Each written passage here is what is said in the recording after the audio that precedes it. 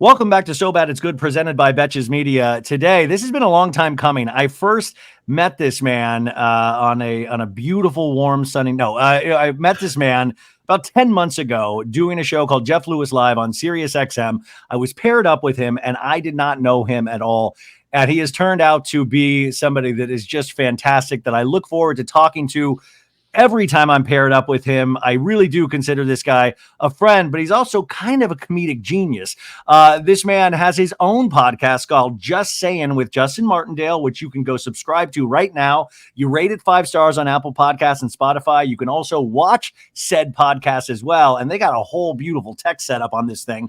He's also an insanely good stand-up comedian. He's doing shows in Dallas, Fort Worth, September 6th and 7th. He's in Seattle on the 18th. You can find everything out on his Instagram. I'm going to post his link tree on the show notes, but he is here to do our pop culture roundup to get you started potentially on a positive note. We have the one, the only Justin Martindale. Welcome to the show. Oh, we did it. Yay. I'm so excited to be here. Yes. And that was a very fabulous intro. Thank you. Justin, and I feel the same way about you. About myself, yes. You're like, I am fantastic. I love it. I'm very funny. How long have you been doing stand-up? Because I know you look like you're in your 20s, but I think you've been doing it for a minute. Yes. After I sold my soul to the shadow man in the woods and have given the eternal elixir, I have been doing it for 15 years. I think this year actually was my 15th year. So doing it. Because you grew up in a small town in Texas, right? No, it was big. I grew up in San Antonio. It's a big city. Okay, so I've heard of San Antonio, but you grew up what was the pull? Because it seems like you love pop culture. You might have always been funny. Like what was that thing that got you into stand up in the first place? Well, I mean, I always loved performing on a stage. I grew up in theater, and I grew up just entertaining people and making them laugh. I was always cracking jokes in school and trying to, I was just a clown. I was always like, if there was like a nerd day in high school, I would make sure that I was like extra nerdy, for Spirit Week or whatever. And I just kind of pushed myself out of the bubble. I was friends with a whole different group of people. I wasn't in a clique. I was friends with every group of people in school. And the thing that pushed me into stand-up actually was being poor. It was, it was during the recession, and I was just kind of like bouncing from job to job, and I didn't know what I wanted to do. And I was eating like eggs and toast every day. And luckily the TV was on, and it was like some LGBT like comedy show on the Logo Network, which I don't know if that's even still around or not. And I was watching this show, and I was like, I think I'm funnier than this. Like this, what? Let me just try it. Let me just try it and see what it's all about. And I did. And the first time I did it, I was like, that felt great. That's exactly how I want to feel. And I could do this. Yeah. And then it all just kind of went really, really, really, really, really fast for me. To the point where I was already pushed to that next level by getting past at the Comedy Store when I was not ready at all. So people were like, oh, it takes about 10 years for you to like grow and discover your voice and to actually like do it. And I was year one in like on top of the platform. Yeah. You were like, this is easy. This is going to take no time. No, well, and so like when 10 years went around, weirdly enough, 10 years passed, and I was like, oh, I've got this. I totally know what I'm doing. Like now, and so plus 5 years now, I'm like, okay, now things are happening and moving and grooving and all that kind of stuff. So it takes time for sure. I was like, all right, let's do it. Day one. And everyone's like, you kind of sit back a little bit. Yeah, you got 10 more years, buddy. No, when I went and saw you at the Comedy Store, it's one of those insane things that I think already people are just like insanely scared of doing stand-up comedy. But it could, because you watch it and you make it look so easy. And I just think it's almost like this kind of I mean, like a suicide bomber going on stage to a different crowd every night. And you Yeah. seem to be really adept at handling whatever an audience throws at you, but that only has to come with time, right? Like that only Yeah. comes with, anybody can be there and you can roll with anything, but that part of it doesn't happen overnight.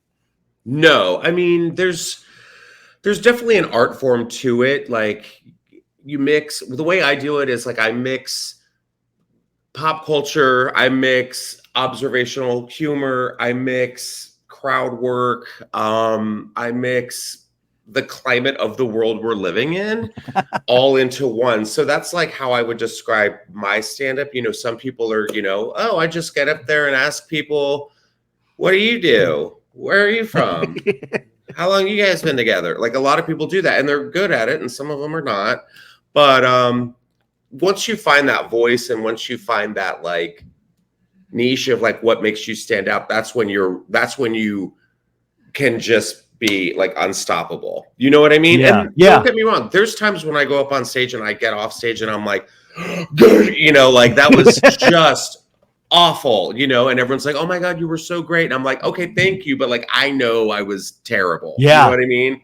I mean, that feeling is like pushing past that feeling too, because I remember I did stand up for like, I think a 3-month period. And it was one of those things where I did really good immediately. I won a flappers contest. I was a flappers contest. And this was back when I was married. So I was like doing all like marriage humor, which, I was like, hey, and I was like, oh, this is, and then I think it was like the 5th time.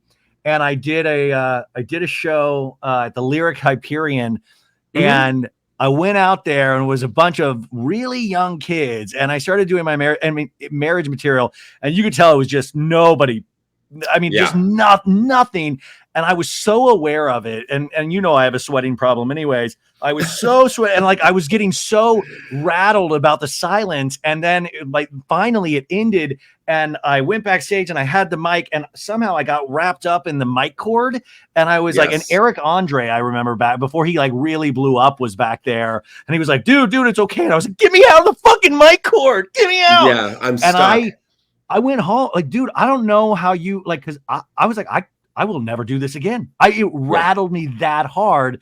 And that's the whole thing is like being able to pick yourself back up. And even with those times, keep doing that. That I think makes a comic, that's what makes you kind of like, ingrains you in that kind of craft and art form, which I know is not sexy to talk about. Is it true that one of your first writing jobs in LA was for Joan Rivers? Yeah. What the fuck?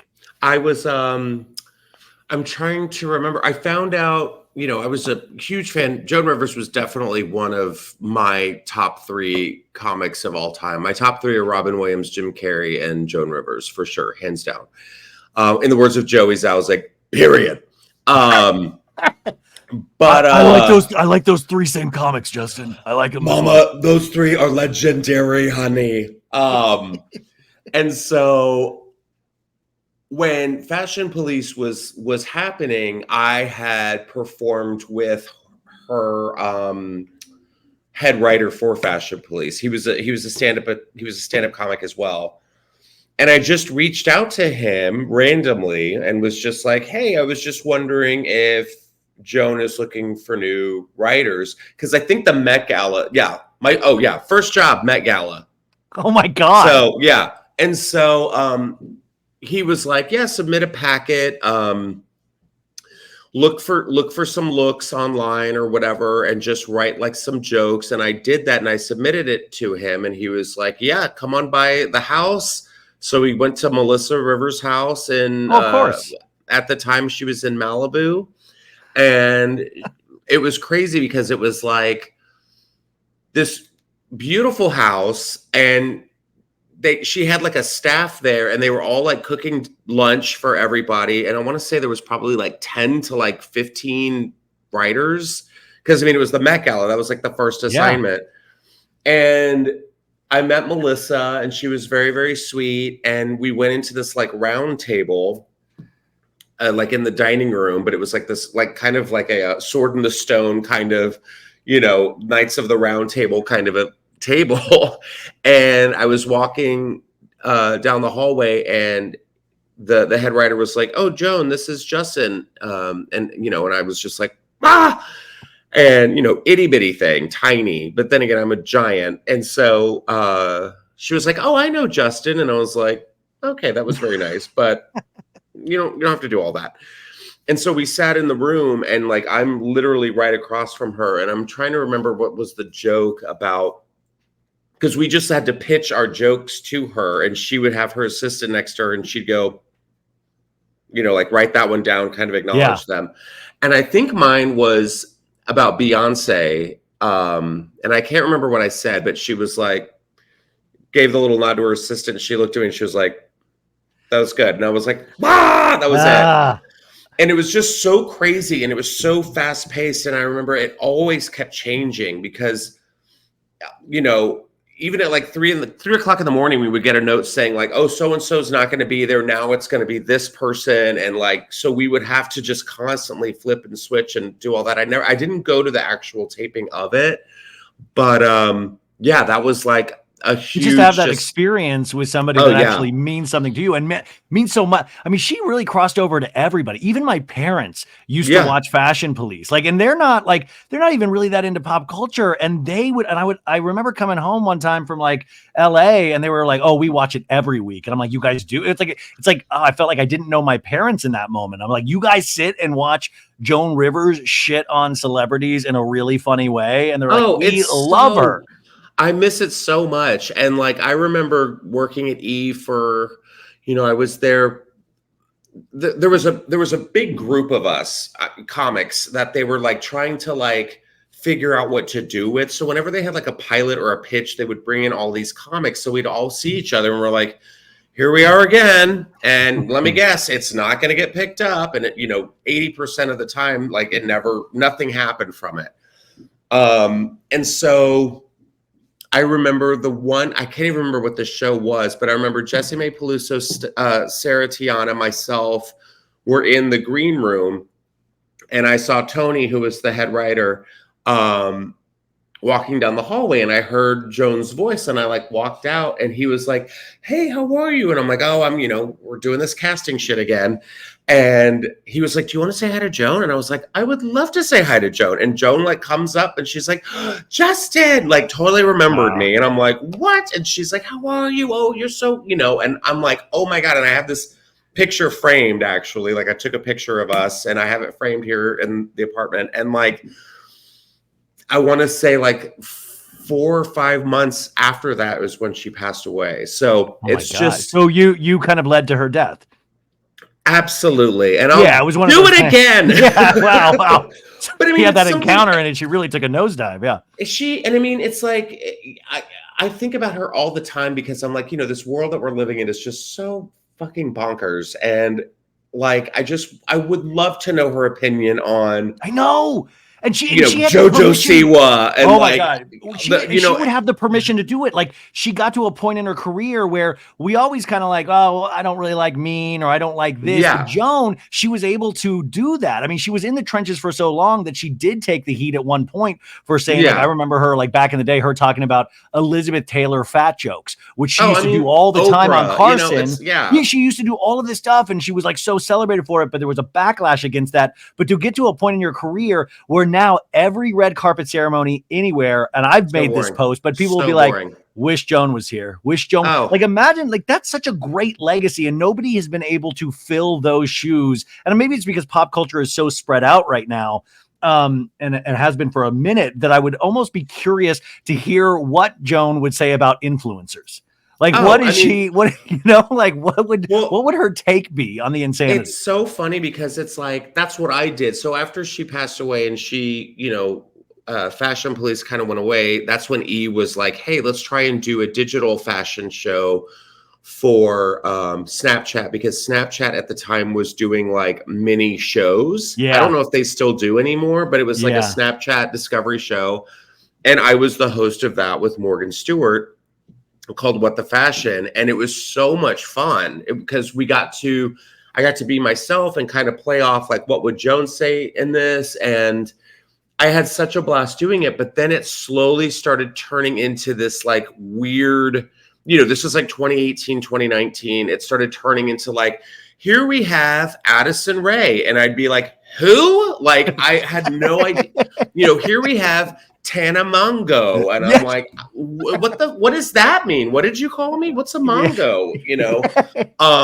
And then, COVID hit and it was just kind of like everything shut down. And then E was like, you know what? I don't think digital content's really going to take off. Let's scrap the digital department. And we were like, yeah, that sounds like a great idea. Always ahead of the curve over at E. Always ahead of the curve, Yeah. And I can't wait to hear E's fall lineup.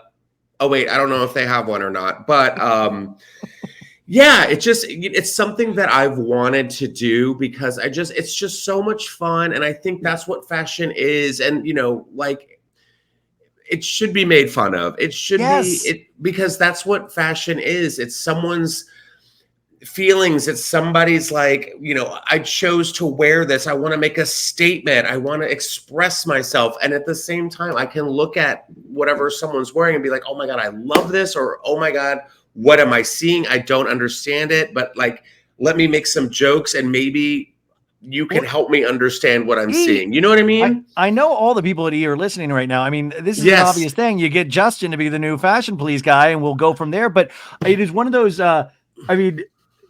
celebrity culture should be made fun of. Like their work itself, depending on how serious it is whatever. But the thought of these people, because it's all attention based. There's an attention economy, and that deserves to be poked fun at. It doesn't mean you can't love it and celebrate it, but it also deserves to be poked fun at because you need a 360 view of anything out there. And the fact that Joan Rivers was able to, I remember one of my favorite Joan Rivers moment, I think it was at the Oscars, and Anthony Hopkins comes up and, he's like, oh my God, Sir Anthony Hopkins is here and your lovely mother is with you. And it was his wife. And watching Anthony Hopkins and the wife take offense to Joan Rivers. And it was like this beautiful, awkward moment that she probably had 1,000 of in her career and was like unflappable. But in that, there was like that element of cringe that you would sometimes get with Joan Rivers that would be turned into comedic gold, or it would be turned into comedic gold weeks or years later. And I think that's a really good sign of a great career.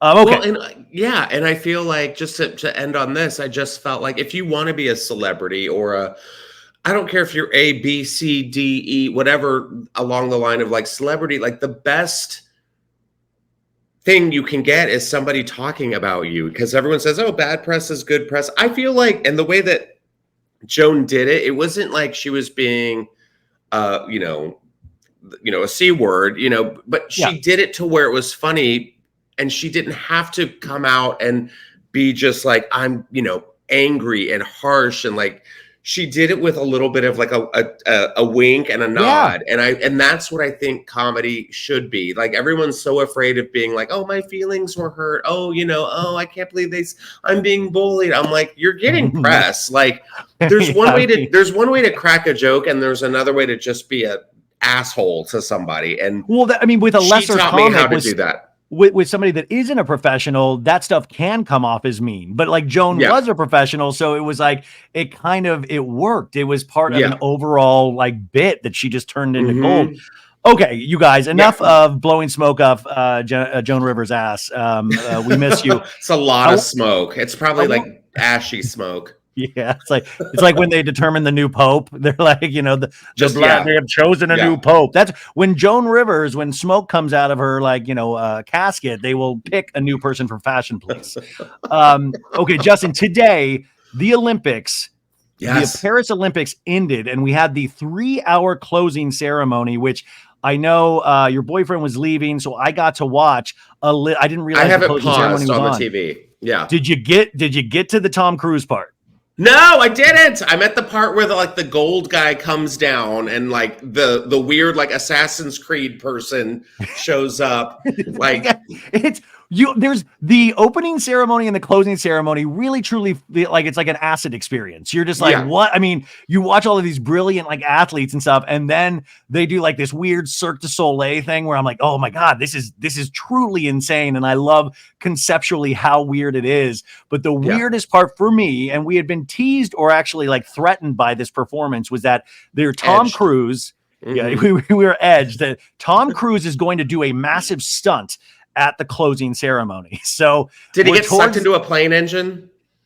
There's a plane involved, Justin. You didn't get Oh, sucked into good. it, but there's a plane. Okay. So all of a sudden, like, the Mayor Karen Bass from the Los Angeles is there to accept the flag from the Paris mayor because the LA is going to be hosting the Olympics in 2028, which is already Terrifying. just like, I'm already Terrifying. like, I can feel the I traffic. have building up. anxiety. How the hell are it's we going to fit scary. the world in this town? It took me 3 hours to drive to Orange County and 45 minutes to come back. How? It's just like, I don't foresee the next 4 years this getting to a place where we can do this, but I guess we'll try. So like this big thing that Karen Bass gets the Olympic flag. Okay. So she's holding the flag on the stage. And then all of a sudden you hear like the Mission Impossible theme, like dun, dun, dun, dun, dun. And the camera sweeps up to the very top of the Olympic Stadium. And I shit you not, Tom Cruise is there. And he's like, looks back at the camera and smiles. And then he pulls a Lady Gaga at the Super Bowl where he just jumps. Yeah, he's like, just jumps. And of course, I think he's on strings unless Zeno gave him the power to fly or something. Yeah. He lands. Well, he's the size of a puppet. So yeah, that makes sense. Very tiny. Tiny man. He lands on his feet and then he's like gets unhooked and he just starts running, the Tom Cruise run. And he runs up on stage. I call that the Scientology sprint. Yeah. Yeah, exactly. Think about how much of our life we have spent watching Tom Cruise run. Like I can't even break into like a light sprint at this age, and he is still like full pace sprinting. And he's all like hyped up because he's watched all these athletes for the last couple weeks. So he's like sprinting on stage, and then he steals the Olympic flag. I mean, I think they let him have it, but it looked like stealing to me. He grabs it, and then all of a sudden he's on a motorcycle. He's put the flag on the motorcycle, and the motorcycle's in the stadium, and he takes off, and then all of a sudden we're on a tarmac, and he pulls the motorcycle into a hangar plane. And all of a sudden, the plane's now in the air, and then he has the flag, and he jumps. He parachutes out of the plane, and then he lands on the Hollywood sign, Justin, and he starts like doing some kind of like I don't know if he's like cleaning the Hollywood sign or what. He's building something, and then we see that it's like Hollywood OO, and he's made the Olympic rings. Tom Cruise has made the Olympic rings, and then did we see this?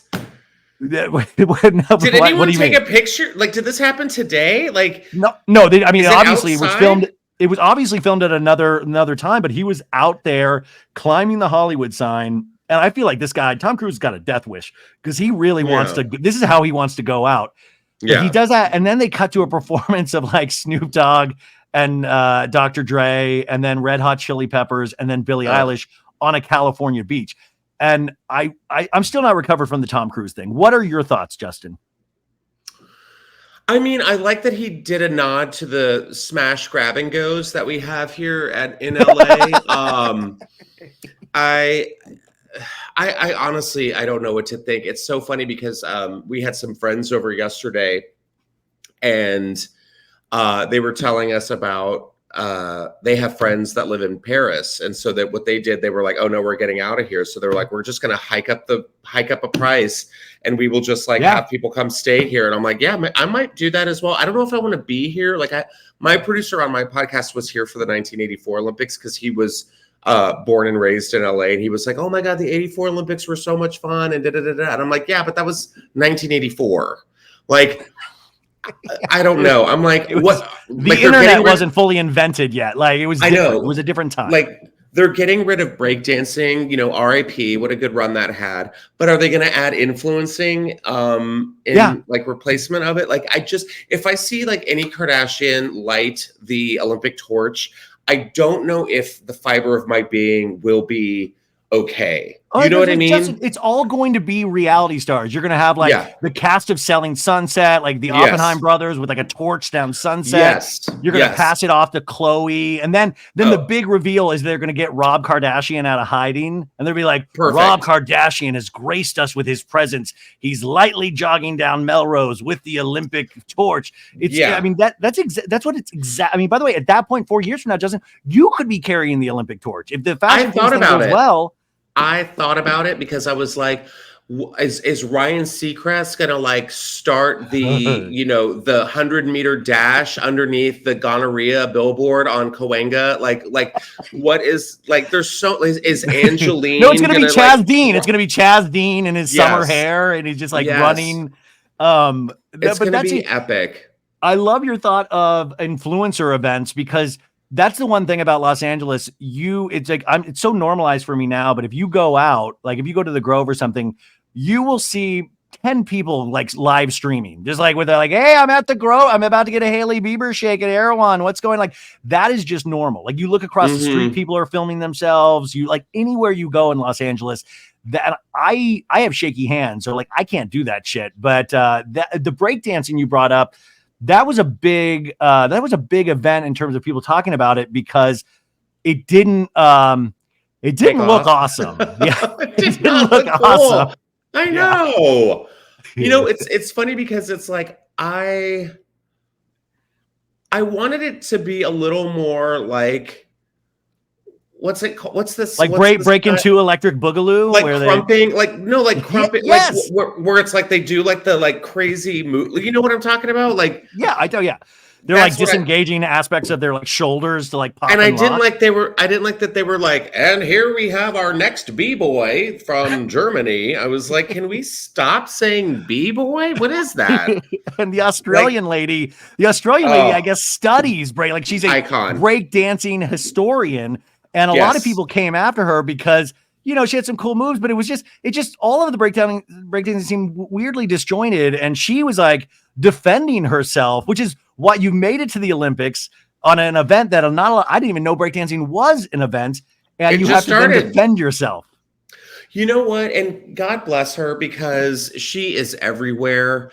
And, you know, I feel like she took the torch from the real stars of the 2024 Olympics, and that is the bulges. That's the big dong man, the pole vaulter, right? We talked about that last week on Jeff's. All of really the dongs. Huge. All of the dongs. I will say this is another thing about pop culture we do is that we immediately sexualize. You know, and by the way, I feel like that pole vaulter, he didn't really help himself because he just had this gigantic unit that hit that pole. But it is funny, like if any dude that is like semi-hot at the Olympics, I'll go on Twitter immediately and it'll be like, Wood, oh my God, I would eat that guy's asshole. Oh my God. Yeah. And it's like, these are people that have like trained so intensely and we're like, I'd fuck that guy 3 ways from Sunday. Holy shit. You know? But I mean, that means you're doing well, I think, you know, if because I feel like we're getting like, these people are just like massive. Their bodies are machines. They are in like the prime health and fitness. It's crazy too, because it's like, I was watching the rugby team or the rugby match and I was like, I don't watch rugby, but I was watching rugby because I was like, damn, look at them legs, those big old legs and ass. And like, then you look at like the swimmers and like how their bodies are. And they've got these like weird, like dolphin, what are the muscles? I don't even know what the muscles are. Traps? I think is it trapezius a muscle? Is that like an actual thing? They like what they would like stretch and you would they look like stingrays. And then there was like, you know, the divers are just so small and slender. And then you see the runners and they're just like these massive, long people who can, you know, bend their bodies like birds to like get across the finish line. It's just really kind of cool just to see how different the bodies are. And all of them are in like peak athletic shape. And then you add spandex to it. I'm in. Like, and then you put them in slow motion. Extremely horny Olympics. The guy, the pole vaulter we were talking about, you guys, is his name is French. Yeah, French. His name is Anthony. And Anthony had a really, like, he didn't, you know, obviously his appendage got in the way, but he was offered from this company called Cam Soda. He was offered a large sum of money, $250,000, to go display his talents on Cam Soda, which is a adult live streaming website. And I think, I mean, like, it's just, I mean, I don't know how much Olympians get paid, but that's kind of an attractive offer. I mean, you know, if you knew you were that well endowed, I feel like, you know, he's like saying, oh, this is such a bummer. But at the same time, I feel like you should be so proud. Like, that's so good. Like, people are like talking about it like us. It's the dong heard around the world. Like, honestly, I think pole vaulters, I want to say I saw this somewhere. I think the amount was 40. I think they get 40,000 a year or something like that.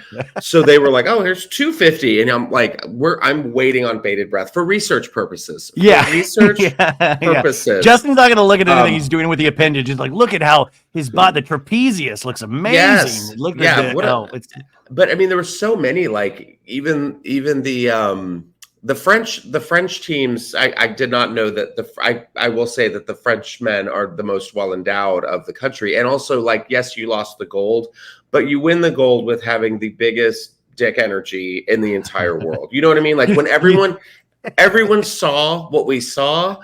I've seen that video 20 plus times. You know, People Magazine went back and they tried to tear the story, and they were like, actually his thigh hit it before his penis. And you're like, no, we all saw what happened. we want the story we want. Also, now that I'm thinking about it, I'm shocked that Tom Cruise didn't try to wear something really tight and like have that same thing happen, because Tom Cruise, like, he gets a lot of good press, but he still gets a lot of bad press. So I wonder if he was like, man, I would love to get my bulge like impacted the Hollywood sign accidentally or something. Yeah, I think he wanted to, but Zeno wouldn't let him. So he would get in trouble. You don't want to make the Scientology religion look bad like that. You want to bring shame to the religion. Yeah, he doesn't want to get his planet taken away in the afterlife. So. But I'm sad that the Olympics is over. Like, I really got into watching it, and I didn't think I would. And now we have to wait until, I guess, the Winter Olympics in a couple of years, and then we got the Summer Olympics in LA. And I like that in LA, in 2028. But I like that I'm treating it like Love Island. I'm like, oh, I went from Love Island every night, and then I was at the Olympics every night. And now what's the next thing? Like, I treat the Olympics like it's a reality show. Yeah, I get it. I mean, it was very much that. There's drama for sure. Like, we had drama at the opening ceremonies when everyone lost their minds. They were like, they're making fun of the Last Supper. There's drag queens. I'm like, it's called Gay Paris. Cirque du Soleil started there.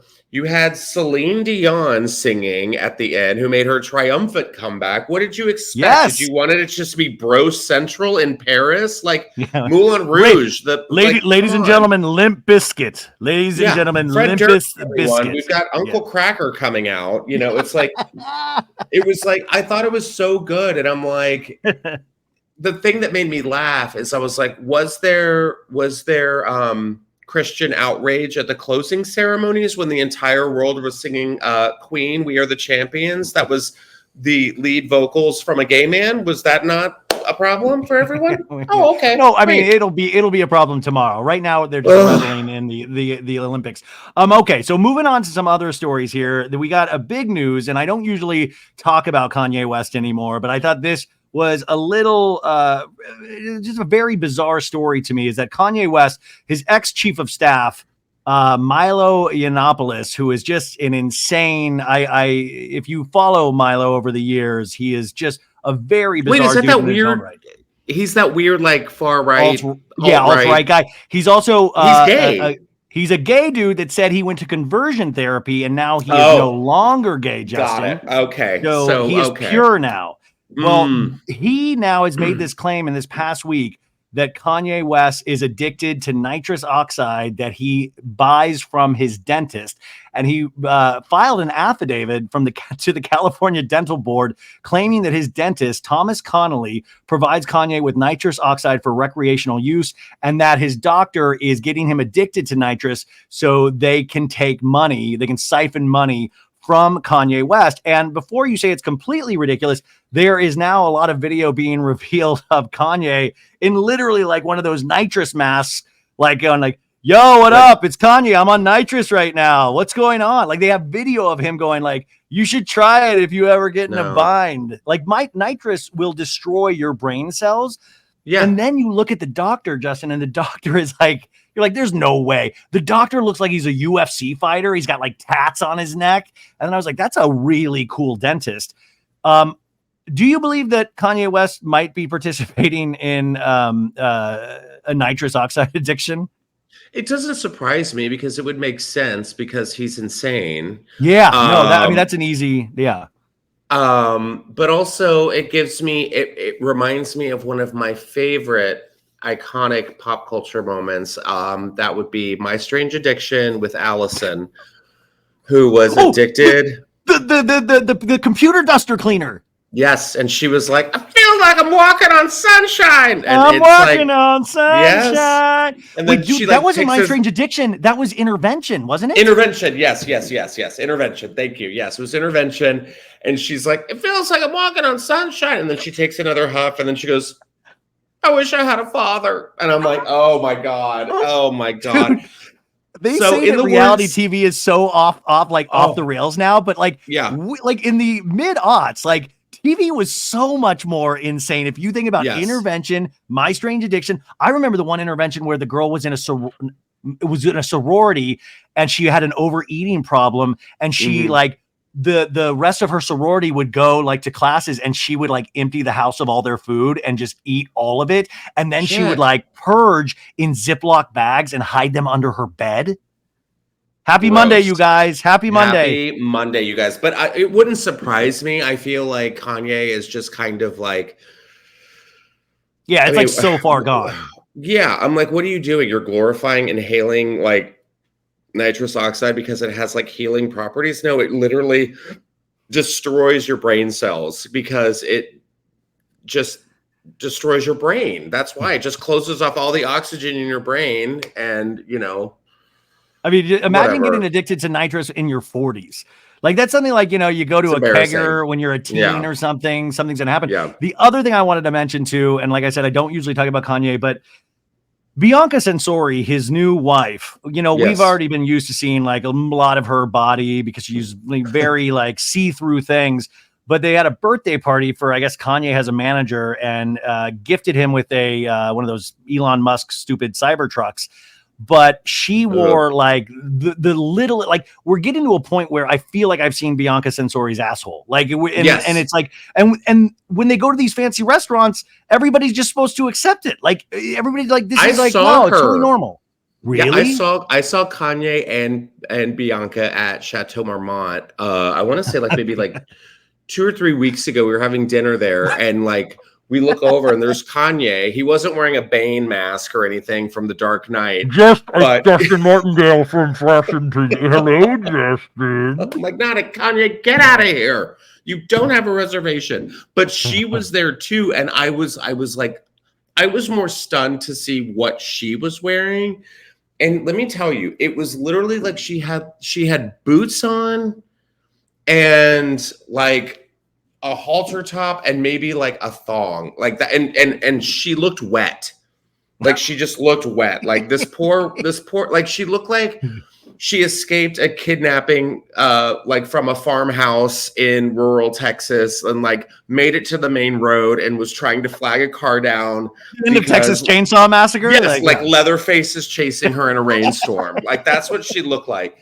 And it was just such a trip. But like, yeah, I agree. I feel like Bianca's asshole will be on next season of Dancing with the Stars. Well, they're going to normalize it. We're going to be like just used to, like, I'm used to seeing her nipples at this point. Like, and I shouldn't be, like, I've seen her nipples more than I've seen my nipples because I shower with a t-shirt on.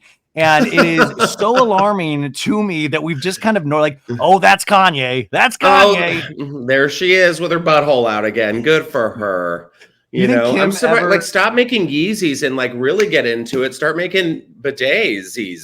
You know what I mean? Do you think Kim ever, like, Kim obviously, you know, dodged a bullet in some ways, but like, just imagine if Kim had been here for this period of his like fashion inspiration. Like Kim got to wear like designer things that Kanye would dress her in. And like, imagine getting the Kanye that dresses you in just like, it's like see-through Lycra. Yeah.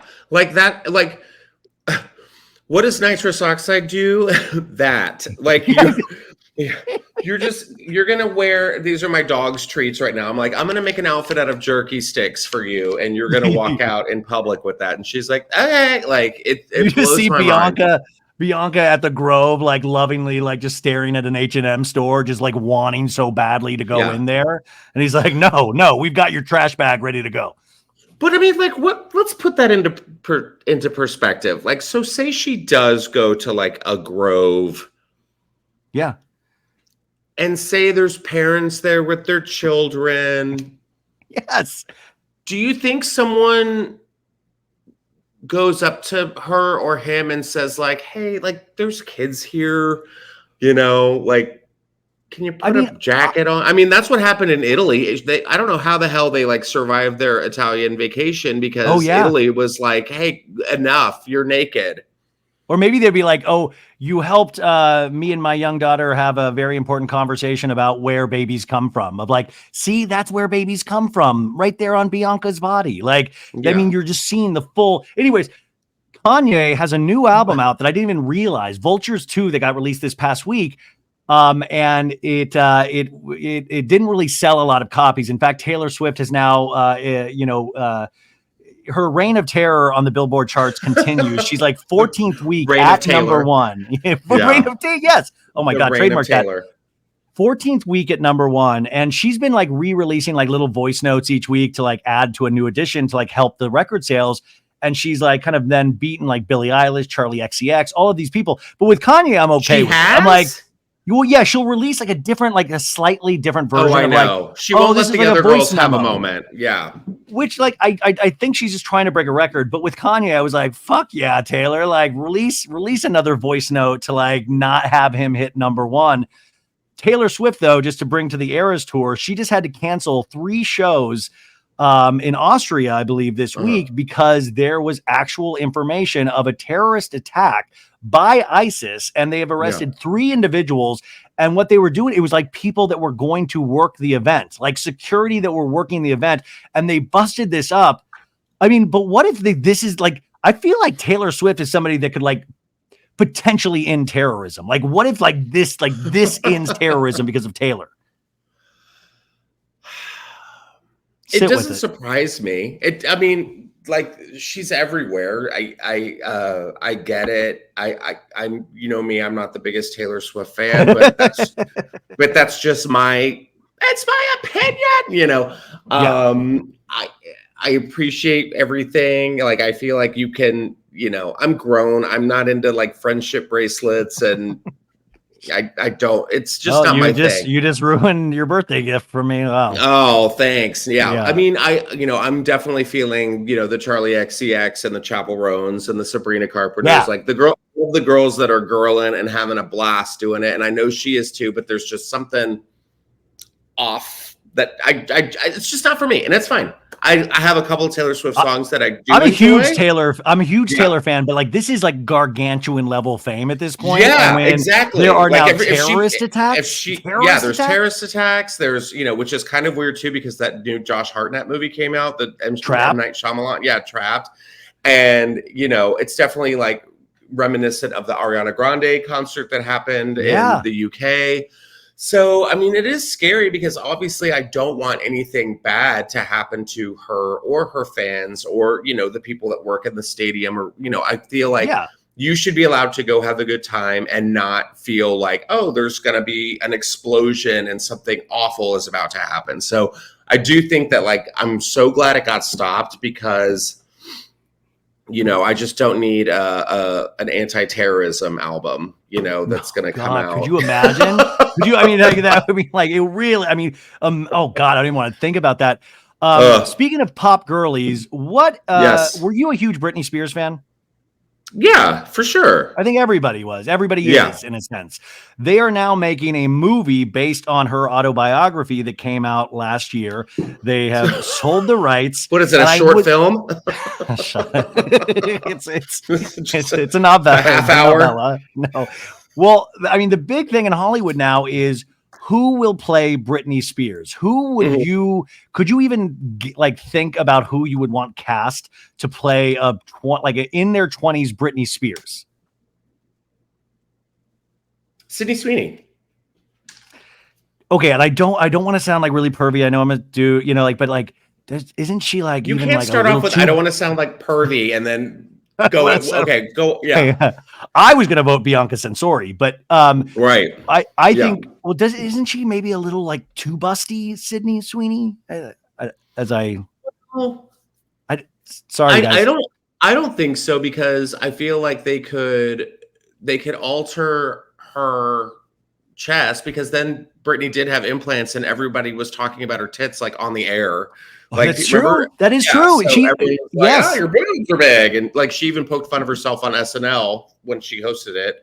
And yeah, they with were the like, mechanical moving, yeah. boob there, yeah. I don't think she's too busty. I mean, I definitely feel like she has that kind of like girl next door, naughty, innocent look. I mean, I would even say like Sabrina Carpenter. I would even say like, Well, see, some people are saying like the other Tate McRae, who is another pop girly out there right now, who actually dances a lot like Britney Spears.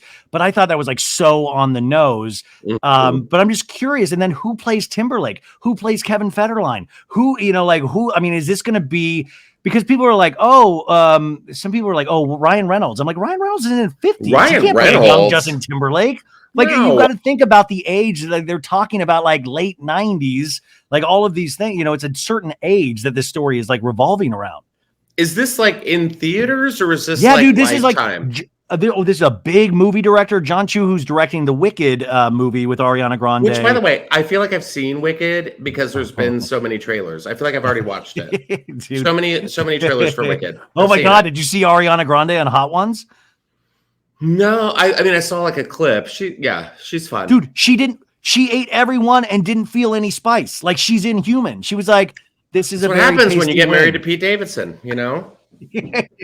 She You don't feel spice anymore. Did they get married or no? No, they got engaged. They were They were engaged. engaged. Yeah. I mean, by the way, Pete Davidson to me is like the celebrity, like he's the actor version of that pole vaulter, because we all like think that he has a huge dong. Like every photo of Pete, like with a woman, they look like completely satisfied. Like that image of Ariana Grande with the lollipop walking out of that building with Pete Davidson, where she just looked like she was in like just like heaven. Like that's amazing kind of press.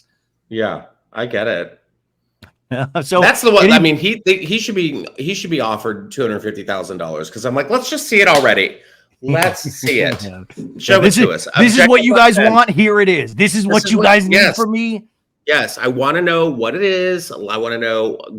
I'm tired of like everyone talking about it, and I don't know what it looks like. So just if you have it, let me see it. Like, let's just get this over with. What if it's small? Like, what if it, like, what if this has just been so, like, all the way, like, he's just a good lover and like a good guy potentially. And so this rumor is just built. And at the end of the day, it's like tiny. No, it's always the lanky, dead looking boys that have like, I know but here I'm like chunky and thick. Like, and I like these lithe guys. They've got like hogs on them. Like, insane. Really upsetting. By the way, you used to be you always classified yourself as a twink in the old days. And I went and looked at photos of you today, Justin, and I didn't like, and I was like, because I think you're like a thin dude and stuff like that, but you were tinier. Yeah, as a member of the Big Dick Club, yes, I was a slender. I mean, that's my subtle interviewing skills. Twink. What are you working with, Justin? Were you? It's good. It's like a can of Red Bull. like one of the that's what it is. I'm not going to put it next to my package and take a picture of it, but that's what it is. It's like a good sugar-free Red Bull.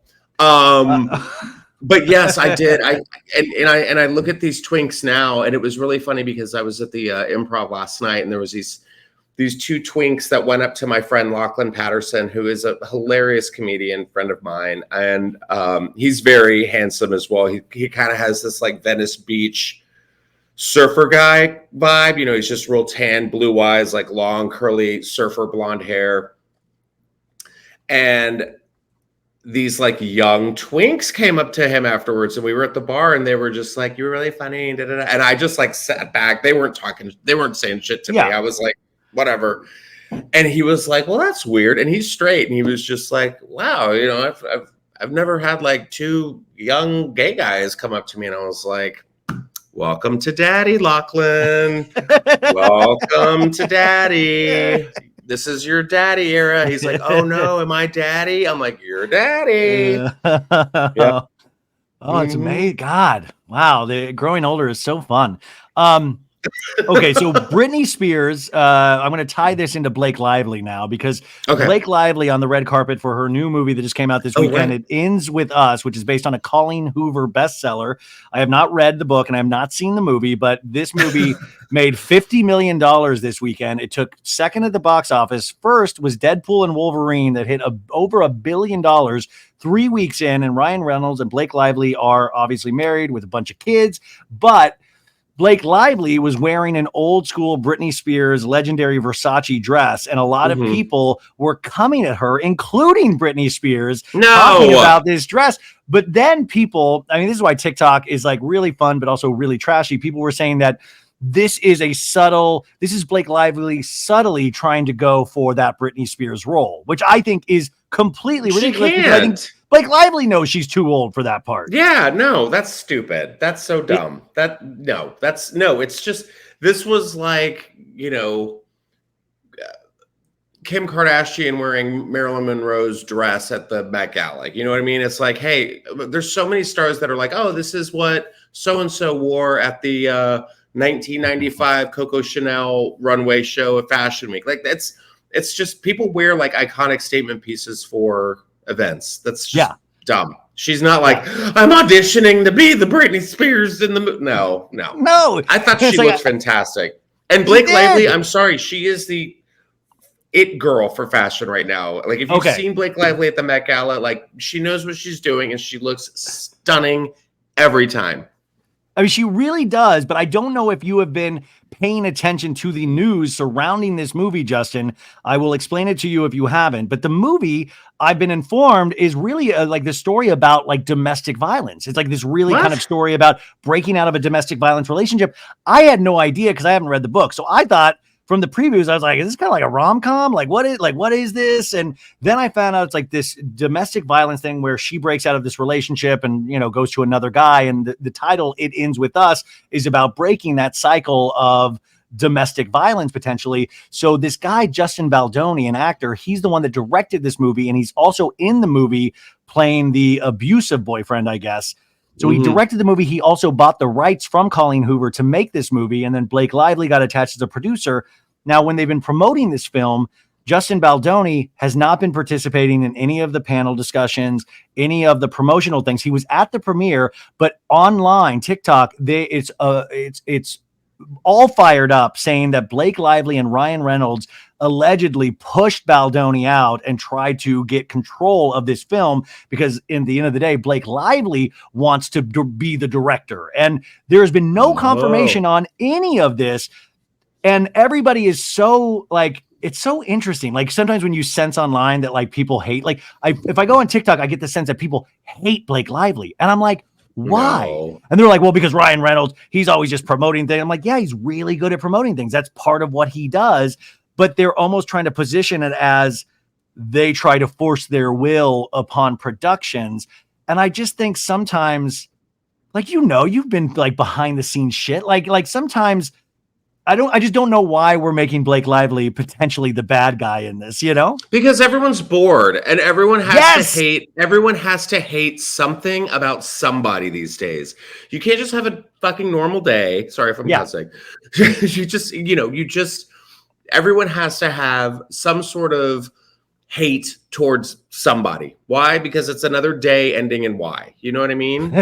Yeah, but that's it, Justin. Like, you'll go on that TikTok and like, if I watch something you do, I'm always like laughing. But then there's like these deep conspiracy theories about pop culture now about this. And there's never any confirmation. There's maybe one quote that they've like taken and then they've made this whole history behind this quote of like, this obviously means this. And I'm not saying crazy things don't happen on movies. I'm not saying that. But also, they don't want you to fucking know it or they would tell you. Why do we have to dig and dig? Like, why is there like this is a huge Watergate conspiracy now when then it's taken actually away from the message of this movie, which sounds like an important message about domestic violence. Like people and then people said, oh, and how dare Blake Lively not mention anything about domestic violence on her Instagram and talk about these series. I'm like, well, the point is she's probably not. So people will go to see the movie and potentially learn about this powerful message, right? Like nobody can fucking win anymore.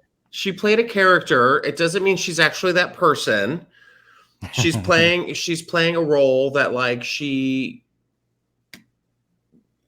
developed and created, it doesn't mean she has to be an advocate. I mean, obviously no one wants domestic violence. I mean, it's obviously a very serious, problem in the world, and it's just a very difficult situation if you're living through it. And it doesn't mean she has to now be the like fighter for truth and justice for survivors. But there has to be a good guy and there has to be a bad guy in everything pop culture right now. Yeah. And I sometimes feel like that's so exhausting and such a waste of people's energy, because like the whole point is to get people to go see this movie. Like that's the whole thing. Go see the movie and shut the fuck up. It's we're like discussing who's angry at who on set. Yeah. And like there is something weird there, but at the end of the day, I don't care. Like the whole point is to go guess see who the wasn't movie. on set? You all were. You all were not on the set. All of you people. And also it just makes me think that people are sitting back going like, Blake Lively hasn't done anything. Let's call her a bitch this week. You know what I mean? It's like everyone seems to like her. Let's hate on her. Yeah, who do we get to hate on this week? And I love the thought of like she takes herself too seriously. She's working too hard. She's involving herself in things that she should. I'm like, isn't that what like the artistic creative process is supposed to be like? Like if it's somebody like Stanley Kubrick, we celebrate like an auteur. But if it's like a woman, we completely potentially go against them and turn them into a shrew villain. Oh yeah, I mean, look at the presidential race now. Everyone's like, Tim, we're gonna call him Tampon Tim because he wants to give out free tampons to girls having their periods in school. Yes. What a weirdo! I'm like, are we okay?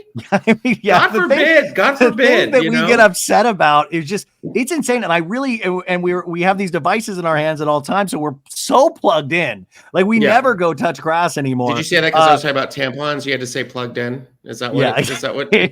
I wish I was that quick. But that's what's funny. But watch this. I'll get like some critique being like, "Stay out of politics." I'm like, politics weirdo. Is pop culture. Pop culture is politics. Like that's it's all connected. Exactly. And like by the way, like that. I mean, we have to be able to agree about like some things that are just 100% true. Like even in terms of politics. And I'm not like. But Trump. What helped him get elected was that he was on a reality show where he was in people's homes every fucking week and people felt like they knew him. They loved him. It's exactly the same way how we've made Kardashians billionaires, how we brought the Vanderpump Rules cast into our homes. There is something about being in people's homes where they then support you. They feel like they know the real you. Would you ever do a reality show, Justin? You know what? Yes, I think I would. But I was going to go back into politics. Like it's all there. Team Ariana, Team Sandoval. Like that's politics.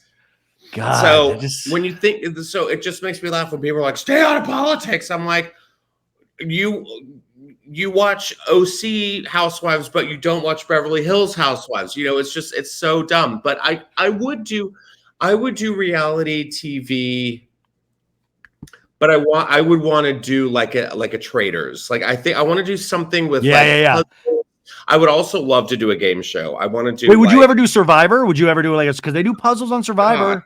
No, I would be out day one. I would be like absolutely like I see those people get eaten by mosquitoes and like I've got pus coming out of my big toe. I'm like no, I'm out. I don't want to eat like maggots and banana leaves. No, I'm good. No. Do you have time for a couple more stories? Yeah, of course. Okay, cool. I want to do another tight hour on politics right now. So I hope you're game for it. Yeah, Marjorie Taylor Greene, go. Yeah, I know you're a huge fan. Okay, so we've got a couple other insane stories. I'm curious your opinion on this week. We had the headline: chicken wings advertised as boneless can have bones. The Ohio Supreme Court decides. And there was this important ruling. I guess this was an actual case because a consumer allegedly choked on a bone when he bought boneless wings. And the Supreme Court, the Ohio Supreme Court really, I guess this was like really a hot debate, but they have ruled that boneless wings can have bones in Ohio. Yeah. Aren't you glad that this is a what is it called? the states that we need to figure out the election. Show up and like it's like, can you Ohio, imagine? It's a pinnacle state that we need. Kamala and Donald now have to take a stance on the boneless wing issue when they go to Ohio. I want screw the debate. Put Kamala and Trump on Hot Ones, and who can survive the last dab, and that's the winner of the election. But I will say this is because pop culture is kind of stupid. Politics really stupid. They will get. I know this is great. They will get to a point where these candidates will probably both have to comment on boneless bone wings. Like this will actually be a thing. And also, how hard are you fucking eating a wing if you literally choke on the bone? Like how is this man eating the wing? Inhaling it? Worry about these people. Okay, so. That happened this past week. We have some other stories. Let's see. Michael Bay, the film director, is going his first foray into a docuseries, and it is called Born Evil, The Serial Killer and the Savior, and it's a 5-part docuseries on ID that's premiering soon. And it's about this murderer, a serial killer, Haddon Clark, and his prison roommate, his cellie, he is positive was Jesus. That he shared that his cellmate, who goes by a different name than Jesus, he is convinced that his cellmate was Jesus. So it is a documentary detailing this relationship between the two cellmates. So this is just the prison of the Christ? Is that what that is? Is that exactly? Could you imagine? And also, what did Jesus do to get in prison? And then, it just feels like, and I'm really kind of curious to see the documentary because the article doesn't have a lot of details. So I would just love one detail of why you think that, why you think Jesus is the roommate, is the cellmate. But what did the guy do? Oh, so is it just like Brokeback Prison Mountain, two buddies in a jail cell and one happens to say he's Jesus? No, the one guy it's about this Haddon Clark, who's the serial killer, gets his cellmate, and then he starts believing that his cellmate is Jesus. But the guy wake up one day and the cellmate's gone, and he's like, "Oh, it was Jesus." Is it what is it? Well, no, he woke up with there were tons of loaves of bread and fish and wine. But I was like, oh, I'm in. To me, that is kind of like Intervention, the Walking on Sunshine girl, of somebody that's convinced that they're living with Jesus. Because I'm sure the cellmate was like, dude, I literally am a bad guy. I belong in prison. He's like, no, you're Jesus, dude. No, he's like, no, it's pronounced Jesus. yeah. I was like, my bad. This whole time I've been. Oh my God, you're Jesus. He's like, no, it's Jesus. I've been here for a while. Let's just be cool. That's so weird. And why 5? Why do we need 5 of those episodes? That's what I was like. I think I get it from the art. That's why I'm kind of curious what the details are that will go over 5 hours. Yeah. Does he start worshiping this guy? Is he oh my God? Well, I don't think the guy wants to even be thought of as Jesus. So imagine somebody thinking you're Jesus. Even and you're weirder. I'm definitely not Jesus. Please stop calling me Jesus. It's getting weird around the cell yard with you telling people I'm Jesus. And Kanye, it was you can call me Jesus. It's totally fine. God, it was I heard from Hatton. Yeah. You love TV, right? Did you ever get into Stranger Things? Yeah, of course. Yeah. I had to think about it's been a while since it's been on. Yeah, I loved Stranger Things. I thought the last season was so much fun, and I can't wait to see them wrap it up with the final season 5. Well, they're all literally at they're retirement 40. They're 40 years old. Yeah, yes. They're all just gray hair and their beards. Yeah. Well, 11 is now 32. Yeah. It's I'm getting hot flashes. Yeah, exactly. Stranger Things, the play, is going to be opening on Broadway in 2025. It's called Stranger Things, The First Shadow, and it is a stage play based on the hugely popular Netflix series. So it's not going to be the actual, they're going to be the characters, but it's not going to be the actors that played it on the TV show. Would you go see the Stranger Things? It's not a musical, it's a play. It's like the Harry Potter play. Oh, okay. Maybe there's so many crazy things that they have come up with to do for stage now, whether that's special effects, lighting, screens, all that kind of stuff. So if they do it right, for sure. But you know, like right now, I really want to go see Death Becomes Her. Oh, With the Megan musical. Yeah, Hilty. they turned it into a Yes, I musical. want to see it so bad. Like they just announced at D23 the Greatest Showman's coming to you guys, Broadway. D23 happened this weekend. It was the big Disney convention where they like show all their wares, what they're going to add to the parks, It's all their movies, TV. Yeah. So they just announced like, you know, and I'm not like a big Disney nerd. Like I like Disney, but it's also like I go to Disneyland maybe like once a year, if that.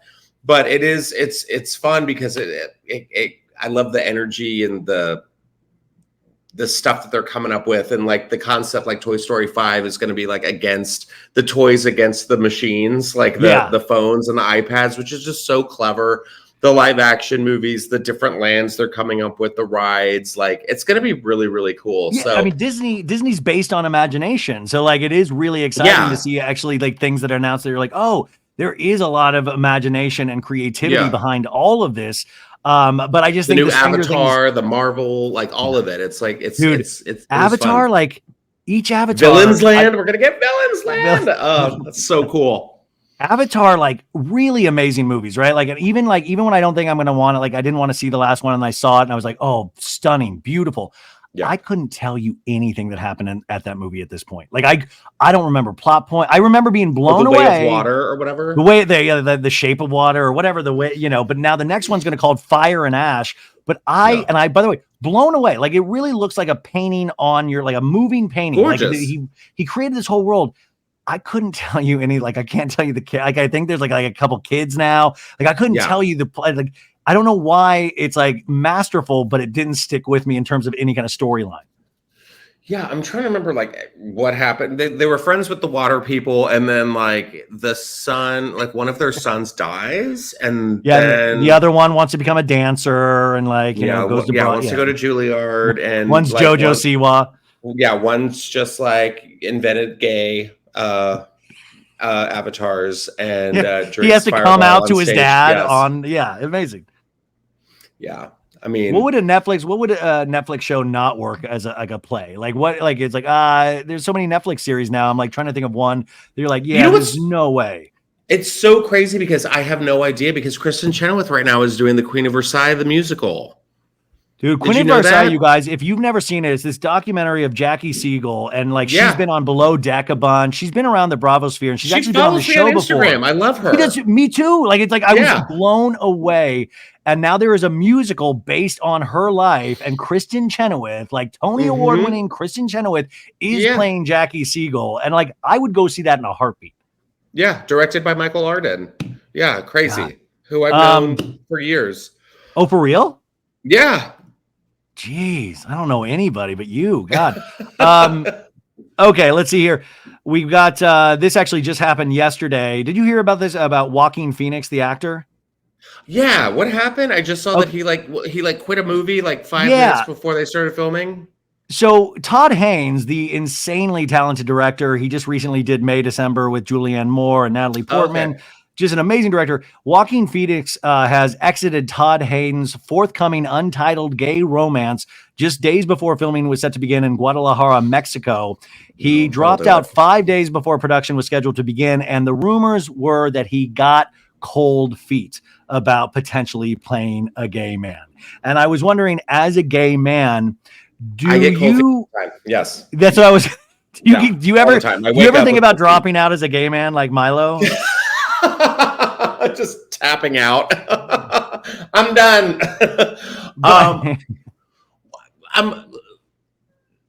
There's more to this than that. Yeah, there's got to be more. That's the only information, but they just have it as the quote of he got cold feet. But it was 5 days before it's set to begin. And these are big productions. Like Todd Haynes now works at a level where there's a lot of stuff that goes into this. And I just, Joaquin Phoenix has played tons of roles. He's played, I think, gay characters before. He's played this. But then the argument now, because we try to hate everything, is that like, this is why you don't let straight people play gay people on screen. Oh, yeah, this is why. Of course. Yeah.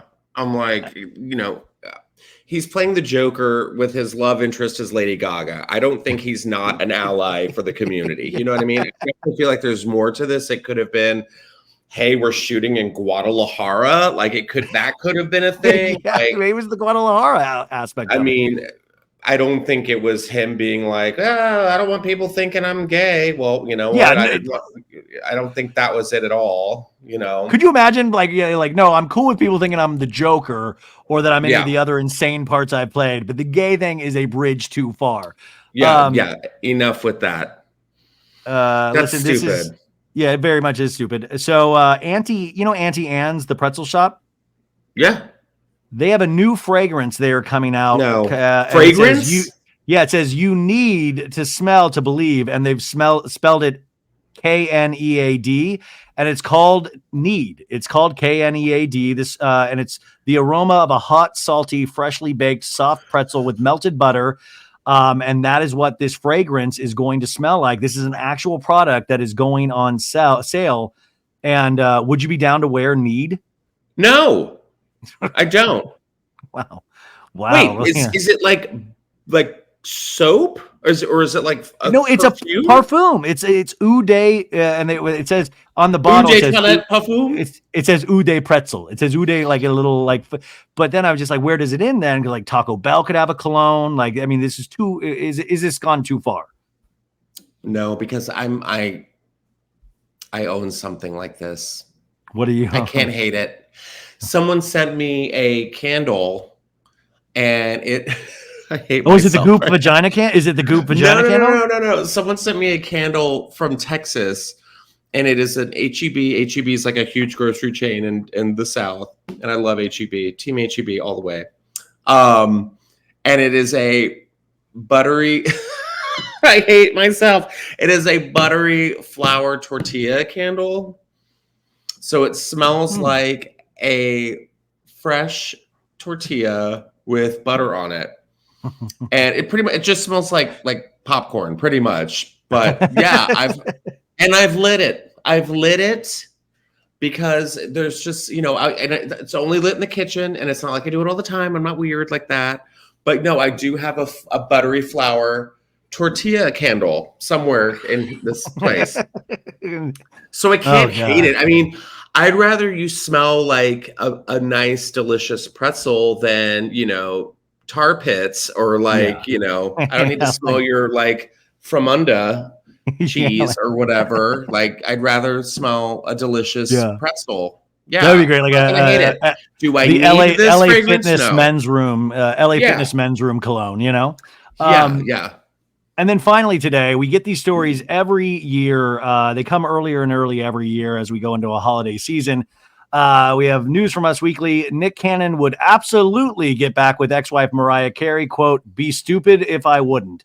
And this happens every year. Like once we hit like around September and like Mariah starts making her yearly nut on the holiday stuff. Nick Cannon always does some interview where in this interview with E! News, he says, we belong together. That's her song. Yeah, it is. That's She's her like, song. You don't get to say, yeah. He goes, if given the chance, I'd be stupid if I wouldn't. And when asked what was stopping him and Carrie from rekindling their romance, Cannon quipped, she don't want me. And you done left and had like 10 kids, the host said. And that is true. Like Mariah, like he has now repopulated the earth. But I feel like we're going to have to live with Nick Cannon saying things like this for the rest of our lives. Yeah, I mean, he's definitely a loose cannon, but I feel like doesn't he? I'm still confused with isn't he in a relationship? I know he has a kid with Brie from Selling Sunset. Yeah, and I adore her. I think she's like. Do you know she used to date Hulk Hogan's son? Really? Yes, she used to date Nick Hogan, and she looked completely different. Well, yeah. I mean, we all saw the videos, and you know what? I just think I love her. I think she's great, but I always thought like every now and then I'll see them like together, and it always like kind of throws me off because I'm like, oh, it looks like they're hanging out together. You don't really see him hanging out with all the other, hamster gerbils that he's had. I think it's because she has a successful TV show. Probably. So he's probably like, oh, I'd get back with Mariah Carey. I'm like, would you? Like, and he's like, she don't want me. And I'm like, you're right. She doesn't. She does not need you. Mariah Carey doesn't need anybody. Do you ever At think all. do you ever think Mariah gets real like eventually, you know, if she ever has to leave this earth, which I hope never happens, she's going to leave her money to her kids. And then she's going to have to like put in real strict contracts. Like you cannot give this to any of your stepbrothers or sisters. Like, because Nick has like so many Oh, kids, right. Yeah, Mariah yeah, and yeah. Nick's kids are going to have to like potentially like, they're going to hit Fight off those with a kids up for stick. money for the rest of their lives. Yeah. Yeah, they're like, no money for Febreze, none for Nicorette. No one's getting a dime from me. Yeah. Yeah. Fabuloso, you stay out of this. Yeah. It's Okay. just it is wild. It is wild. Okay. Well, your boyfriend just left out of town on a business trip, I believe. So what do you got? What do you got? What's going on tonight? Are you just going to the comedy store? Like, are you going out partying? Or are you just watching TV? What's on the agenda? I'm so glad you asked because I have my little Frida in the back. You see her in the chair right here. They got a new dog, you guys, a while back. She's the best. Beautiful. Yeah. So I'm hanging out with my daughter, and then I am going to probably what am I watching? Oh my gosh, I'm watching this amazing show on Apple Plus. We spoke about Natalie Portman. Oh, Lady in the Lake or Fire Lady in the Lake. Have you seen it? No, I have not seen it because we just talked about it last week. I have not had time to watch Lady in the Lake. If you love it's like drama. It's like it kind of gives off like, if you're familiar with the show Twin Peaks. Oh, I love it. Twin Peaks. It's not as weird as Twin Peaks, but it has that like that noir feel and that mystery. And there's like, and it's Baltimore in the 60s, and it deals with like segregation, integration, the Jewish community in Baltimore, and it's just really well done. And my friend Byron Bowers is in it. Byron Bowers is a comedian who I've known for years, and I actually got to fangirl over him on Friday. He is a consulting producer on it as well as an actor in it. Like, he had a whole scene with like Natalie Portman, and I was like, ah! So I'm very, very excited for him. I'm going to try and get him on my podcast so we can talk more about it. That you got to, yeah. Yeah, and it's just so good. It's on Apple Plus, and I'll probably catch up with that. I'm trying to think. I also want to watch Maxine because I haven't seen Maxine yet. Yeah, the Mia Goth, the trilogy, the Goth last show. Yeah, movie. I'm staying home. I'm having wine. I'm gonna make like probably some spaghetti and just sit on the couch and just rest before I go to Seattle. I have a show in Seattle on Friday, so I got to get ready for that. So you guys, the podcast is called Just Saying. Every week, like, he has like big guests. He has like the best stand-up comedians. He has like actors. He has the whole bit. So like, you do it every week. You go through like stories. You talk to them. Like, it's really an incredible podcast. So I highly, highly recommend it. If you are looking for something new to listen to, you are guaranteed to laugh. And if you won't, I will refund any kind of money that you've spent listening to that podcast.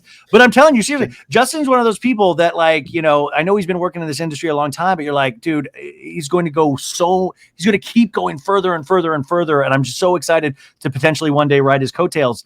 And anytime. Yes. Also, this Tuesday we'll be on Jeff Lewis Live together on the extended. So make sure you give us a call. I'm curious if we'll talk about anybody zip lining while they're shitting their pants like we did a couple of times ago. Wait, I'm trying to think.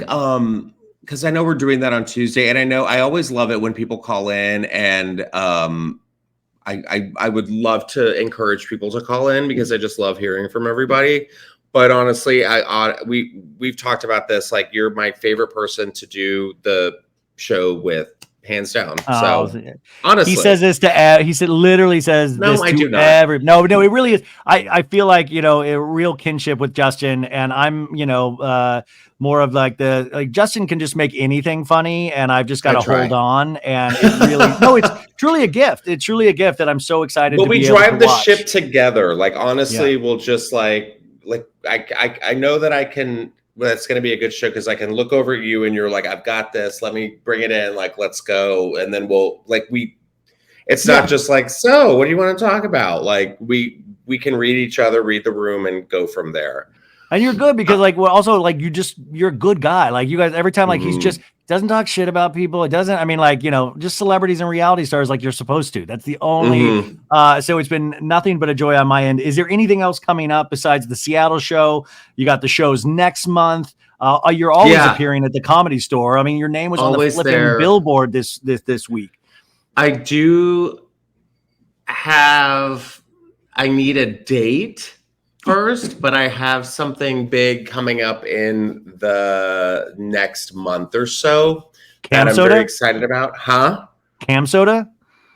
I'm doing the adult website live streaming. I'm putting my dong on Cam Soda. No, I have a really big thing happening. I had to wait till the end of the Olympics. Hopefully I'll hear about this week. What do you mean you had to wait till the end of the Olympics? Like, is this something to do with like sports? Like you're like, I'm no. It has something to do with a network, if you will. Oh, you're joining the cast of The Valley on Bravo. Yes, finally. Yeah, that's why Jax was taken out for rehab, and they're going to put me in. So I get to run a bar in the Valley. What could go wrong? Could you imagine if they just do throw Justin on like Real Housewives of Beverly Hills, like all of a sudden, and you're like, holy shit, that's Justin. Like Justin Martindale's like Shannon Bedore's friend on OC this season. Good old Shannon Bedore. I know it's like just me and Justin Sylvester, just the two Justins in Beverly Hills. We're like, hello. God. It is funny that Justin Sylvester from E is like Kyle's best friend in life. And so Justin weird. Sylvester is always like popping up at dinner events. And I'm like, I feel like it should be illegal for Justin to then cover entertainment news on E Hollywood. When like I watched him cover like Erica Jane and was like, girl, you did nothing wrong. And I was like, well, let's like slow down on that.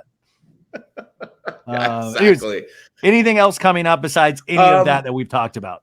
My podcast this week. Oh, I took off. We took off from my podcast last week, and people were like, "Where's the podcast?" And my producers had to enjoy a summer break, like they have to go see their families and all that kind of stuff. So we're coming back. Obviously this is like it ends with that. There was drama. There was something happening. You fired somebody. I fired everyone. I wore Britney Spears' dress, and the rest is history. But no. This week we're going to release the live show that we recorded at the Comedy Store with Bob the Drag Queen. Drag Queen. Yes. So that's going to be on Wednesday morning on YouTube. And then that episode will be available on Tuesday night for the audio. So it's so much fun. We had such a great time.